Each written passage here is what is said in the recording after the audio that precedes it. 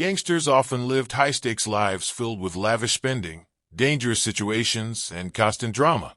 It was an adrenaline rush, without the real risks for those watching from the outside.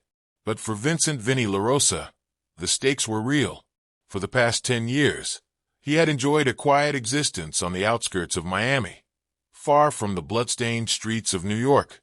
His days were spent fishing off the dock behind his modest waterfront home, his nights filled with family dinners and the laughter of his grandchildren. But the past had a way of clawing back. It started with a phone call. A voice he hadn't heard in years, cold and cruel. "Nice family you got, Vinny. Be a shame if something happened." The line went dead before he could respond. He stood there for a moment, his pulse hammering in his ears. He recognized the voice, Rico Belanti. A ghost from the old days, a ruthless enforcer now running his own crew.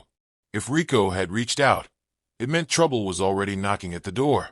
Vinny poured himself a drink, his hand steady despite the storm building inside him. He had walked away from that life, had given up everything to keep his family safe. But no one threatened his blood and lived to tell about it.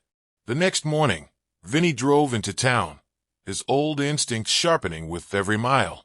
His first stop was Marco Russo, a former associate who still had his ear to the ground. Marco's bar was dimly lit, a relic of another time, its walls thick with the scent of whiskey and betrayal. "Vinny, Jesus, I thought you were dead." Marco wiped his hands on a bar towel, his eyes darting to the door. "What brings you back?" "Rico Belanti," Vinny said, watching Marco's reaction. Marco winced. "Yeah, he's been making moves, trying to pull old names back in. Figured you were too far gone. He threatened my family." Marco let out a slow breath. Then he made a mistake. Word spread quickly through the underground. Rico had gotten bold, expanding his territory, stepping on the toes of people who still owed Vinny favors. That was his first mistake. The second was assuming Vinny had gone soft. Under the cover of night, Vinny paid a visit to an old friend, Dominic Castellano, a retired hitman who still had an armory in his basement. "I was wondering when you'd come knocking," Dominic said, handing Vinny a duffel bag full of hardware. "You sure about this?" "They threatened my family, Dom. I'm not asking for permission." That night, Vinny made his move. Rico's crew operated out of an abandoned warehouse on the outskirts of town. The place was crawling with muscle, but Vinny had the element of surprise. He took out the first 2 guards with suppressed shots, slipping into the shadows before their bodies hit the ground. Inside, Rico sat at a poker table, laughing with his men, a cigar dangling from his lips. The moment he saw Vinny step into the light, his face twisted with shock. "Vinny, what the?" A single gunshot silenced the room. Rico's cigar dropped from his mouth as he slumped over the table, blood pooling beneath him. The others reached for their guns, but Vinny was faster.